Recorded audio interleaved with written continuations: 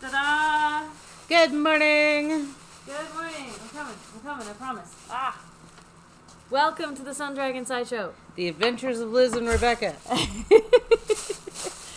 Oh my. Hello. It is our Monday morning. I almost just said Monday morning. It's Tuesday, and that's like our Monday. It's Monday.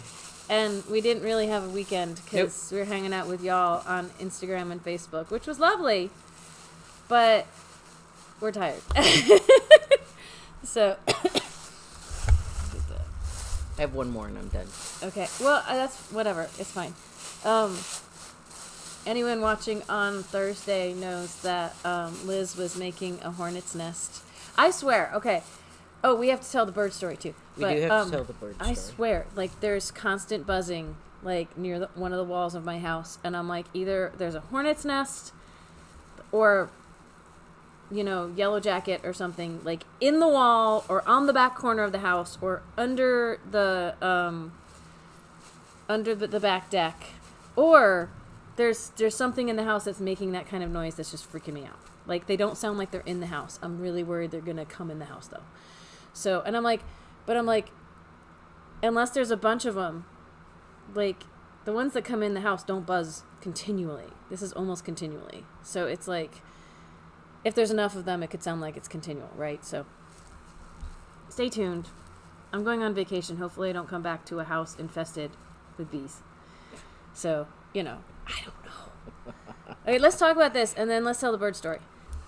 That's done. Really I just cool, stuffed it. Actually. That's really, I want to... See, here's the thing, though. If I make one for my house because I think I have hornets, if they've already made their nest, I don't think that's going to make them leave. I think it's going to be for, like, next season, you know? I don't know. I don't know. That's really cool, though. Doesn't that look awesome? Like, if I were a hornet or a bee, I would think that's a nest. And I just stuffed it with grocery bags. Like, so that was the wrestling when we started. So, but that gives it a really cool, like, paper waspy noise. Yeah, kind of. So that's really cool. And that took you like what, 2 skeins? It took me just into a second of the encore. That's what I say too. With worsted the weight. Yeah. So you know, I think the pattern. Somebody on the comments for the pattern said they were playing yarn chicken with a ball of the Lion brand, the worsted weight, which might have a little more yardage on it. So I was like, okay, I'll get 2 balls. So that's really cool. Yeah, it's fun.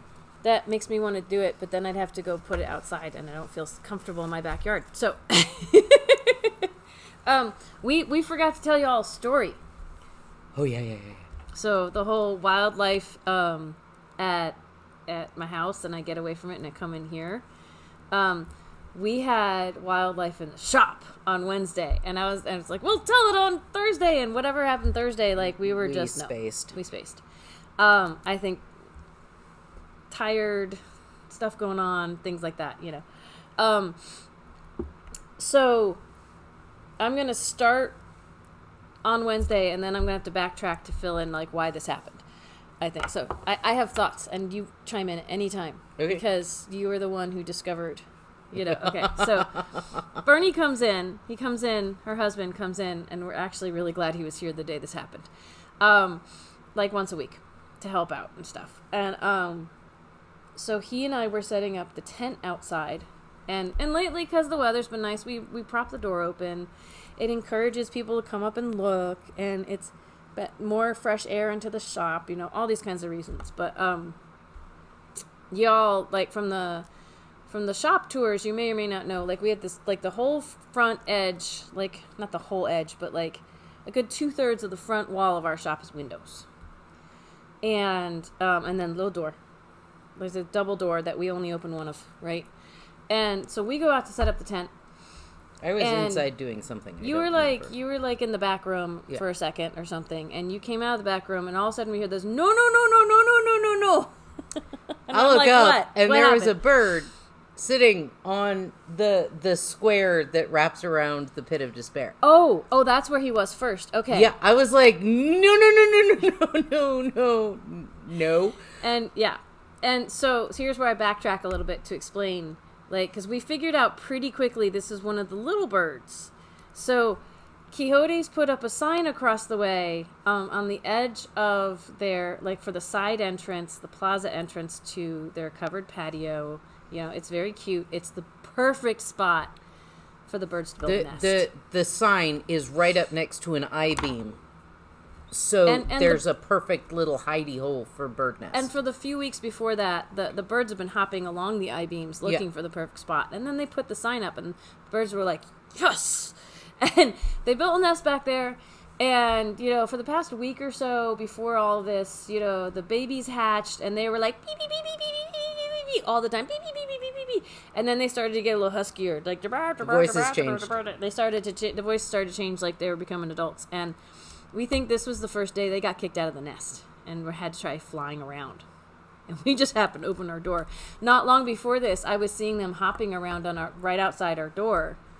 And I didn't really think it, like, that would be a problem. I was like, okay, there's a lot more birds hopping around than usual. And, like, it all clicked when this happened. I was like, the birds got forced out of their nest and one flew in the shop. And we have, like, super high ceilings in here. Like, the reason Liz was panicking, and I panicked as soon as we came in, and the reason we don't have any pictures of any of this, because we were in panic mode most of the time, is we have a lot of space in the shop and a lot of up there space that we can't control if a bird decides to stay up there.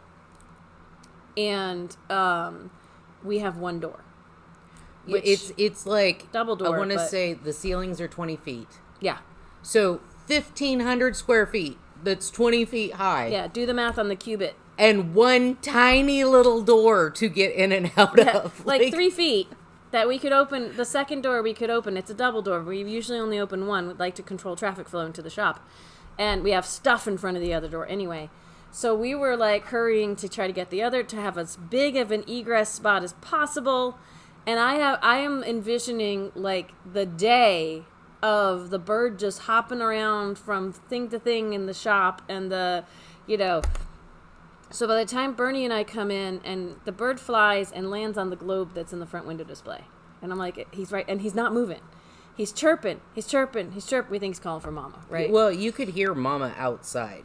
Being like, what are you doing? Hey!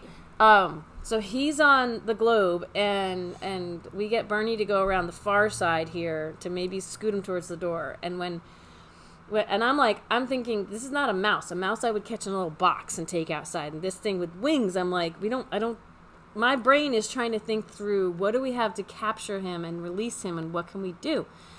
And Bernie's already gone and gotten a couple brooms. And he starts coming from the other side. I was like, why don't you come from the far end? So if he flies towards the door. If he flies away from you.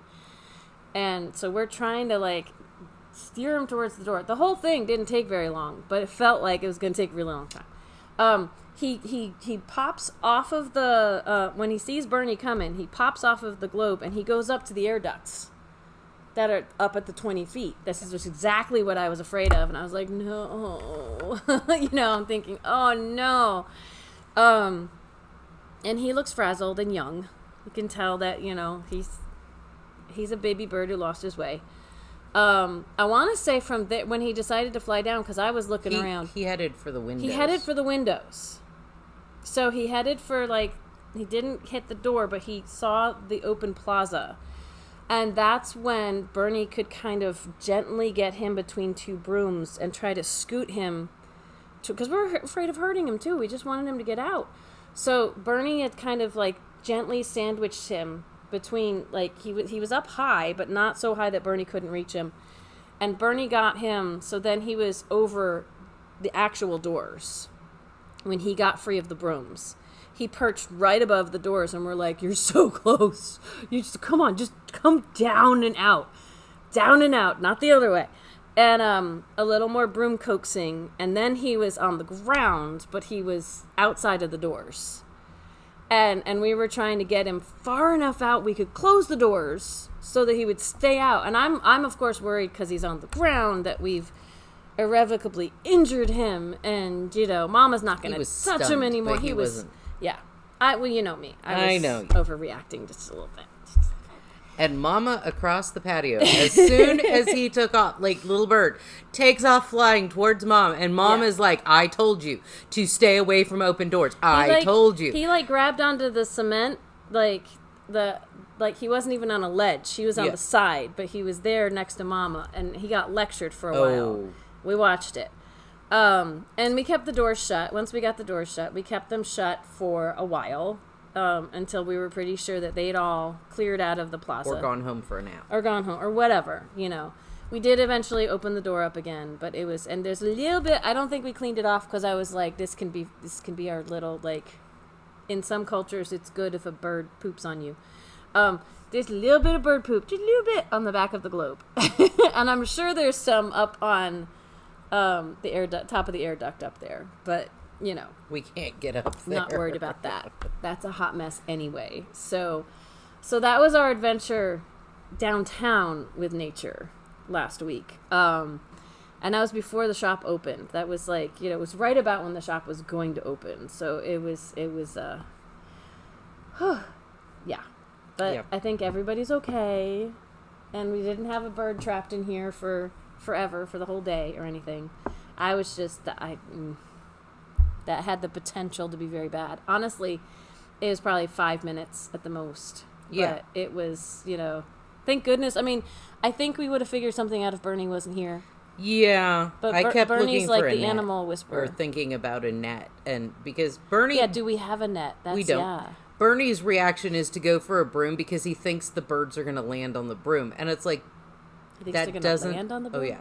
Well... In Washington... I was like, in Disney movies. No, in Washington State, some of our neighbors had sunlights in the back porch roof, and hummingbirds would fly up in there and then couldn't figure out how to get down. Oh. So Bernie would stick a flower on the end of a broom and have to lower the hummingbird. They'd fly themselves to death trying to get out because they just go up. They wouldn't ever go... Well, let me go down. Well, he grabbed the two, and that actually ended up being really, really good. So that's our nature story for the day. We did it at the beginning instead of at the end.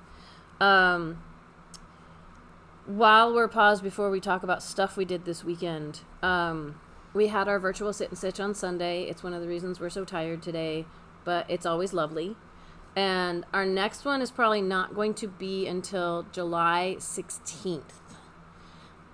So mark your calendars for that if you like to come to the Sunday ones. We had we had one definite Zoom bomber that we tried to like humor because it was like teenage kids until they started being teenage kids. We tried to be welcoming just in case. And then we had someone else come in that we weren't sure. And so we just booted them because we didn't want to take a chance. But usually it's just fine. And honestly, it wasn't that bad. So, but it was fun the rest of the time. Anyway, I worked on like 8 different projects. That was kind of fun to like keep switching between projects. And some of them I'll show you all today. I spun. You spun. But yeah, we won't be doing another one because I'll reiterate this all week. We are going on vacation. Liz is sleeping. And I'm going to see family starting Saturday. So the shop will not be open June 10th. To June 19th. It feels like it's like forever, but you know, it's a week to vacation with my family, and then a couple days after we get back because we're going to go back to normal hours, so we won't be open on the Sunday and Monday after I get back. So the online shop will always be open. We might be having a sale there. It's a check social media because I'm sure I won't get the codes together until or check our website. I'm sure I won't get the codes together until last minute because that's me. What? So since we're talking about virtual sit and stitches and things and vacation, tonight is the last virtual evening sit and stitch before vacation. So today's Tuesday. 7 to 9 p.m. I'll just say it now to get it out of the way. You can get into Zoom with the shop phone number. 828-877-3550. When in doubt, we're going to be able to dial the shop if there's an emergency, because that's the shop phone number. So tonight will be the last one until 2 weeks from tonight. So we won't be having one on Friday, even though the shop is open. because I have to pack. And I'm sure at that point I will be frantically packing because I won't have done much this week. That's not a thing either. It's so a thing. Anyway, so come tonight if you can, and know that there'll be 3 sessions, Friday, Tuesday, Friday, where we will not be having virtual sit and stitch because I will be on vacation. So, yeah, okay. Yeah. I think that was all the schedule-y type stuff I was going to talk about for the moment. So, we always start with you. What did you do this weekend, other than she spun on Sunday? I spun yarn. I didn't bring it. That's okay. Washed and set yarn. A lot of yarn that I hadn't washed and set yet. I did a couple of my little squares with my Zoom Loom. What is that for people who... I'm always maybe someone's watching for the first time. Yeah, I'm doing all... I've got to make a blanket out of that, right? 60 of each color. 60 of each color. I think. Wow. Yeah, and I'm about 10 of each color right now. So it's going to take a little while. And last week on Saturday, I made a whole bunch of these. She's using the Footprints yarn that I'm making socks out of, the new yarn we talked about last Wednesday, to make little. What are you hoping to make with all these little granny squares? I'm going to either do a granny square cardigan, a granny square top, something. I'm not sure yet, but I'm making a whole bunch of these, and then I'm going to use for the top stitching. Like to attach them together. The green and the oh, that'll be pretty. Yeah. That'll be very pretty. Anyway, awesome. Lots of thoughts, but I'm so far. We're both kind of gearing up for the crochet along happening in July, which is just granny squares in general. Like I have a short list of things, but it's but you can do anything you want. Like Exhibit A, Liz is trying her own granny square thing out and just kind of making it up as she goes, which is really cool. I have some guidelines that I've found, but it's kind of all yeah. You tried smaller granny squares, right? I've tried smaller granny squares, and I kind of like the idea of small granny squares, but I don't think it's going to work for what I want. So that's okay. Yeah. That's kind of the trial and error thing that goes into some of the creativity of knit and crochet sometimes is trying it, and if it doesn't work, you do something else. So, all right. So let's see. Since you're talking about footprints, I had so much fun with my footprints. I finished a sock. That looks so cool. Thank you. And let's see. Oh, I got my store-bought sock on. I did a little ankle sock, and yeah, I think that fits pretty well.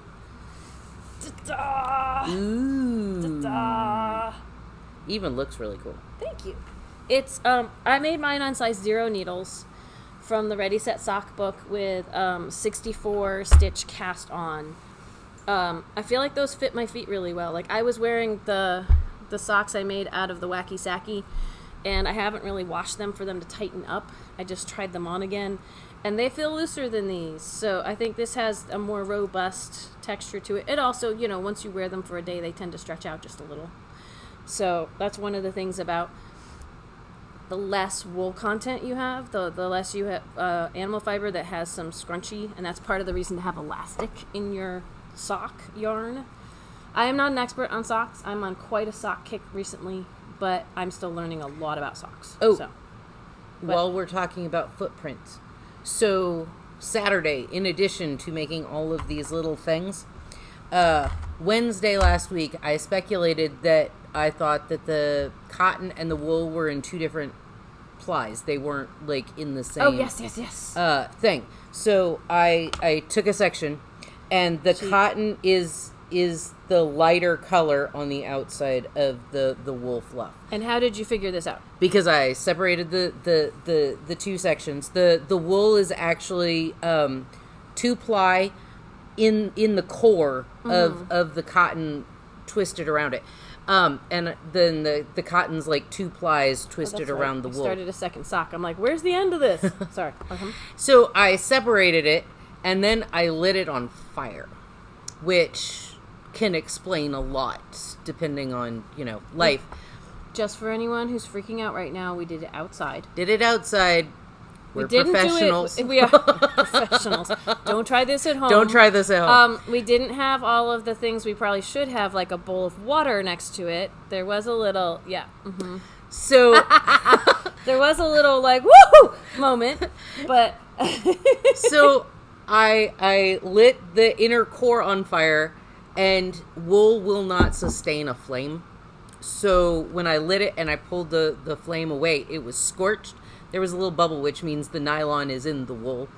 It didn't keep burning. And then I then you lit did the cotton on fire, like over my lap, sitting down. I lit it, and I blew it out. Okay, first I have to just say, first of all, she's like, wind, because the wind kept going with the flame. And so that was a little like, I finally got it lit, and it's burning towards my finger, and I'm like, it wouldn't go out, so I just threw it off to the side, and Carol goes, would you like me to step on that for you? And I'm like, yes, please. So, so that one, that's, wicks of candles and things are made out of, cotton or other things, because they sustain a flame. Yes. Cotton isn't easy to blow out either, because it just wants to suck the fire through. So anyway, yes. So this is indeed a cotton and wool blend, and it's actually different. Twisted. Different plies have different material. Yeah. I'm weighing. I shout out to, I want to say it was Deb or someone, my little mini scale at home. This is too big to sit on it and accurately read it, but the mini scales are still really cool for weighing like small little bits of yarn. My sock weighs 22 grams. So my ankle sock with a 2-inch cuff, 22 grams of this 100-gram ball, which means in theory I can get 2 pairs of ankle socks out of one ball. So the length of my foot is about 9 inches, so I went about 7 inches before I started my decreases on the toe. With a 64 stitch cast on size 0 needles. If you're on bigger needles than zeros, you might use up more yarn. So I can't say that everybody is going to have success getting 2 pairs of ankle socks out of one ball of yarn. But I'm going to try. I'm going to try to at least get 3 so I can have like a sample for the shop and maybe a pair of socks for my own feet. That would be kind of cool. I've already started my second pair. I'm only like half an inch into second my cuff. Pair or second sock. Y'all know I say words wrong. So I meant the second sock of the pair. Y'all know that that happens. That happens I just in my. Wanted to you're fine. You're fine because I say things wrong. You were like one sock, second pair, and I'm like, my second sock. Did I miss something? No. Okay, and I have 74 grams left, which means what I'm doing. It's funny. I did weigh the sock with the double point needles on it on the little scale. I could wrap it up and put it on before I finish the sock, and it was at about 24 grams or something like that. And the WoolAddicts scales that we have, not WoolAddicts, Knitting Barber scales, which we're out of stock at right now, but I would like to get more in eventually. They're like gem scales where they're really super precise, and I could weigh one of my double point needles. And it weighed 1 gram. Like, it doesn't even show up on here. Yeah. But on the super sensitive scale, it weighed about 1 gram.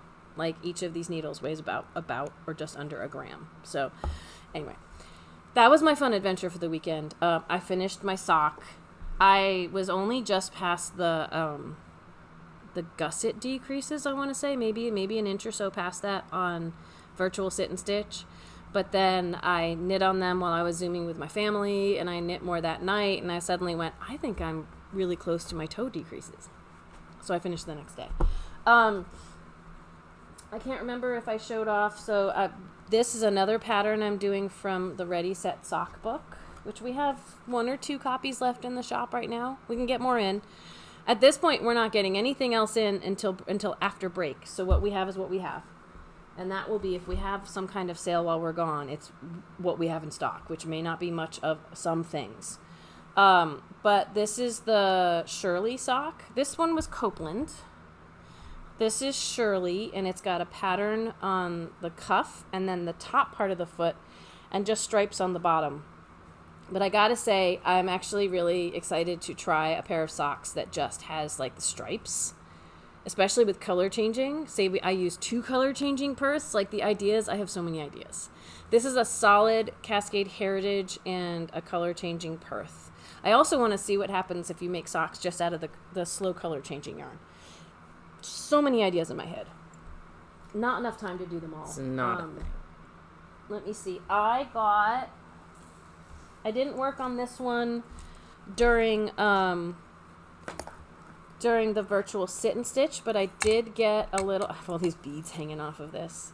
This is my version of the I Am Dragon cowl that the Fiber Fairy, who's a local indie dyer, dyed up and made some kits for, and there's beads in it. And it's been fun. Like, once I got used to the pattern, it's got a nice repetition to it where it's not super complicated. It really isn't. There's points where you're casting on extra stitches, and then there's a lot of repetition of things that to me make a lot of sense.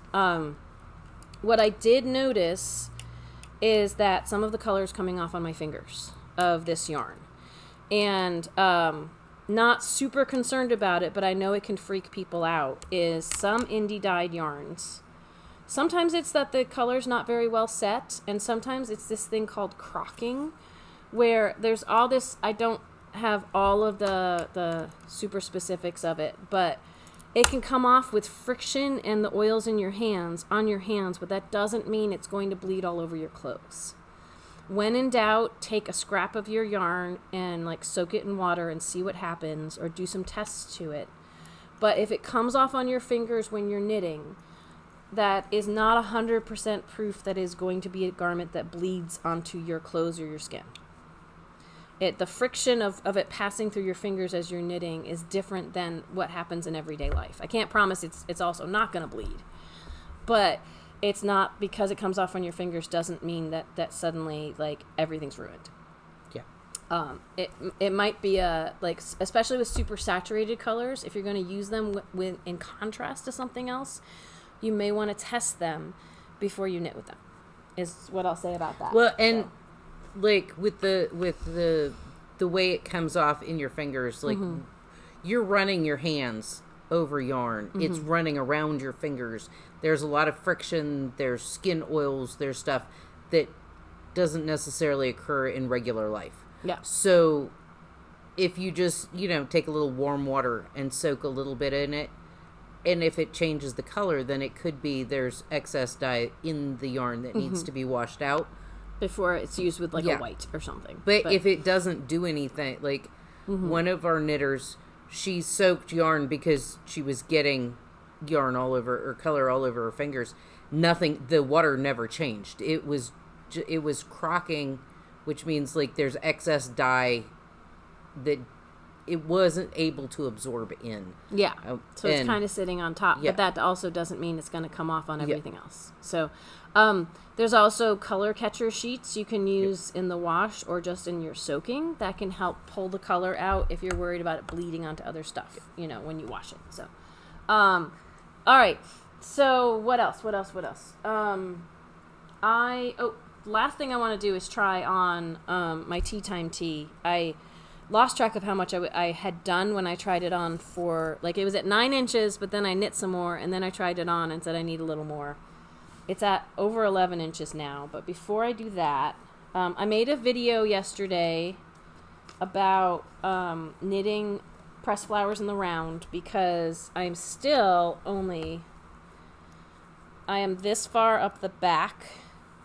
I've got 1 flower done on the back, and I need to have 6 for it to be as long as this, and I can't do my sleeves until those are done. So I made a separate sample, and I still haven't pulled it out, so it's still in here. I made a separate little sample to show people on camera over on the Sun Dragon Tips and Tricks channel some things to keep in mind when you're doing garter mosaic, and more specifically the pressed flowers mosaic in the round, so I can go on vacation feeling like I've done all I'm probably going to do for pressed flowers. So I don't think I did a little bit of work on my Scrappy granny tee, but I don't think it's a whole lot more. Oh, like, look, I have 2 hooks. I seen a hook on my filming table and thought I hadn't put a hook back in. I have a lot of those at home. I do a lot of my crocheting on teeny tiny hooks because I'm such a loose crocheter. I don't think there's a ton more done on this than was before, but I sewed in a bunch of my ends. So instead of having a lot of hairy ends hanging off of this, I only have a couple. And I'm still... Oh, that looks cute, though. it's going to be cute. Yes, I think I agree. I'm still a ways away from sleeve separation, but I'm about to, because I just did a gray row, I'm about to do another increase row. So I'll keep you updated on how this goes. I have no idea what I'm taking on vacation right now or what progress I'm going to make on it. And she won't know until Friday night. Yeah, and I might bring everything, but only work on some things. And I'd like to work on some of my own projects, but... Take your yarn baby sweater. I'm definitely taking my yarn baby sweater. That's yarn that I don't sell here in the shop. That I'm definitely working on that one. Before we go, I'm going to try... Oh, good. This is a long one, I think. Good. And it even kind of matches.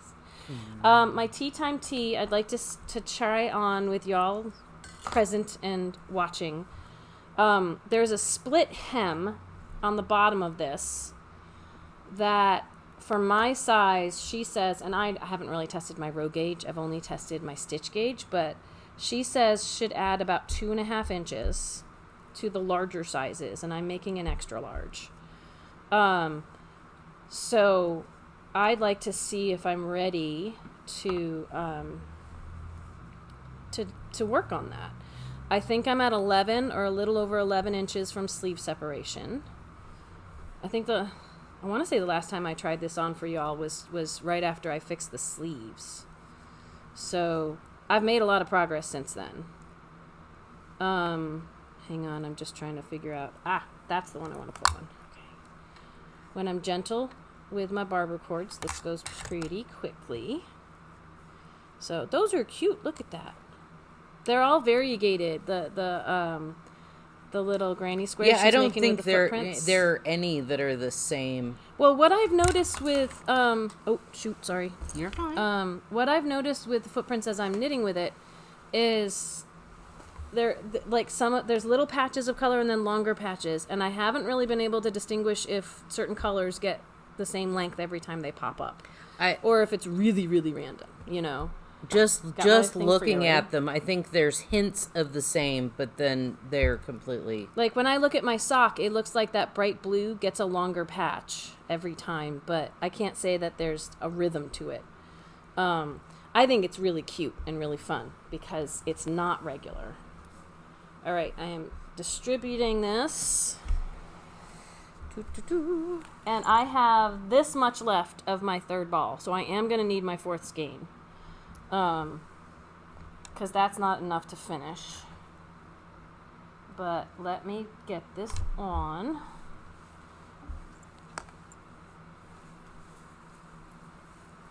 I got stuck on my bobby pins. Oops. It's okay. It's life. All right. Oh, you are getting closer. So, another 2.5 inches on this. This might be long enough to do the split hem. I might add, trying to get my hair back up. I might go for another inch. I'd do another inch just to make. Yeah, which 12 inches, that makes sense. I don't necessarily want it too long, but I also don't want it to end up too short. So, but this is the Tea Time Tea by Knititude. Chantal, I don't remember her last name. But it's cute. I'm liking it. I'm especially liking it over something. Like, this is a little long for me to wear by my... Like, you get to pick when you start going in a circle. I decided to, follow her instructions for her size, which was a medium. But I got the big girls, so it accents everything. So, but I'm liking this quite a bit. It's super cute. And it feels so much better. I wore my Avena in today, and wool is hot right now. So, it was too hot. This feels great. Yeah, I'd like to finish this before I go on vacation. I'll keep you all updated on, this is probably what I'm going to work on at Virtual Sit and Stitch tonight. So, let me wind up some of this extra come sit down, but we should go. Yes. Or we are going to go. It's not a should. Should is a shame word. We're going to go so we can open the shop. Or get some things done before we open the shop. But that's cute. You've done a bunch of those. Yeah, I got to decide like Y'all what can't I'm see doing what we're and talking how about, I'm doing. And let me... Those are cute. It's like, I feel weird touching this thing. It's like, ugh. It's the noise inside. It's not a hornet. Yeah. No, those are super, super cute. So, tomorrow we'll advertise something. Oh, before we go, I put all these things out so I wouldn't forget to let you know. We got restocks on some stuff. We have a bunch of the wacky sacky right now, which is what I made my patterning socks out of. And if you look online, we have the pictures of how they knit up. Universal's phasing this yarn out. So, what we have is what we have. I don't know if we'll be able to get more. So if you like the self-patterning yarn I've been talking about, the wacky sacky, that I made I got 2 pairs of ankle socks out of a ball. Go online. We've got everything fully stocked right now, but I don't know how long it's going to last.